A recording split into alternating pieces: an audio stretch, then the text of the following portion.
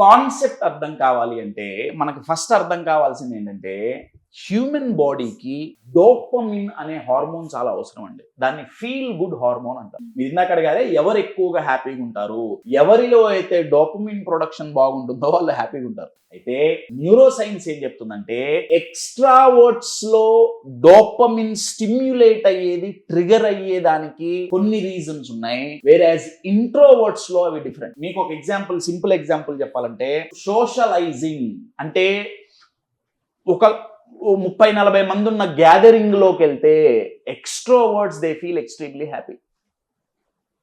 వాళ్ళలో డోపమిన్ ఈజీగా ట్రిగర్ అవుతుంది. అంటే నలుగురిని కలవటం, పార్టీలకు వెళ్ళటం అంటారా, ఒక గ్యాదరింగ్. వేరాజ్ ఇంట్రోవర్డ్స్ వాళ్ళు అలోన్ గా ఉంటే డోపమిన్ ఎక్కువ స్టిమ్యులేట్ అవుతుంది.